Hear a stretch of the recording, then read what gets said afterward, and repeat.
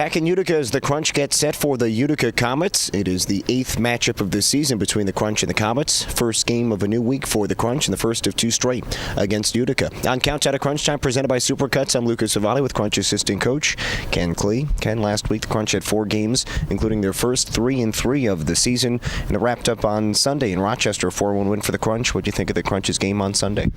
I thought it was great. I mean, I was really happy to see our guys, come out, find a way to win. Our power play was excellent. Our PK was good.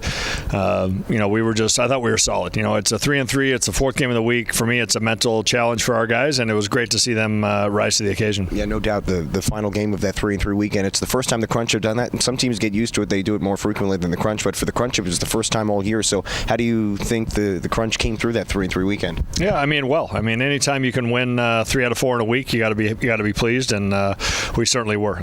Playing Rochester, they're a good team. We had Lehigh, so we saw some good teams, and it was good for us to, our guys to be able, like I said, just push through mentally and know that, hey, we're tired, we still got to play, we got to compete, we got to, play the right way. Yeah, especially because Rochester was playing only the 2nd game of the weekend for them. Crunch were playing 3 in a row. What you mentioned, the mental part, is that the biggest challenge, or what do you think is the hardest part of going through a 3 games in 3 day situation? Yeah, for me, it's mental. These guys are all, they're tired. You're playing back to back against the same team. They had a hard fought win on the first night, and it was certainly good for our guys to answer back. It's easier for them, a little less pressure, knowing that okay, they won the first one, but it's more pressure for our guys, knowing that hey, we don't want to drop 2 in a row to these guys and lose traction. So we knew it was a big game, and I was certainly happy that our guys answered the bell. Yeah, it was a great response from the team in terms of just the complete level and everything that it brought to the ice on Sunday. So what do you think was the best thing you saw from this group on Sunday?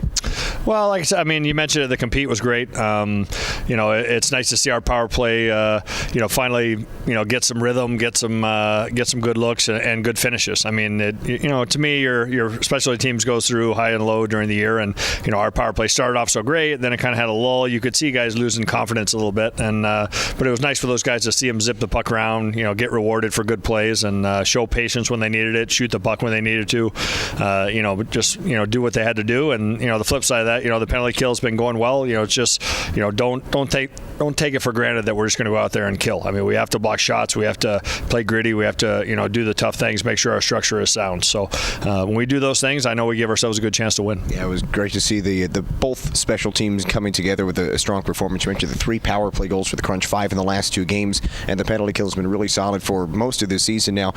In terms of what you've seen from that group, you said don't be complacent, don't expect to kill it off, but what has been the key to the success there here of late?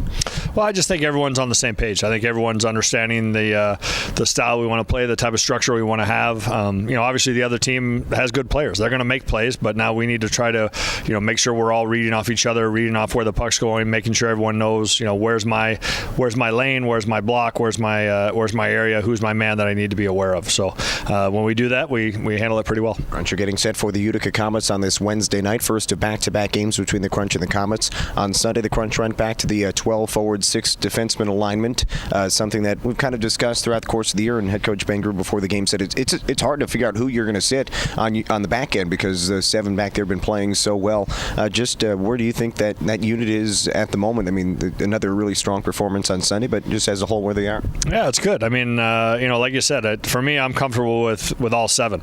All 7 have played. All 7 have played well. Been in different roles. Been on the power play, off the power play, on the kill, off the kill. Playing with different partners. We've been mixing and matching all year, just trying to make sure our guys know that hey, it's not going to be set pairs, and if your partner's having a rough night, it's on you. But we're making sure we keep them fresh, we keep them going, and for me, that's a big part of it. Make sure they all know their important parts and make sure they're all playing well. Crunch and the Comets here from the Adirondack Bank Center in Utica, 8th matchup of the season, first one in about a month or so between these 2 teams.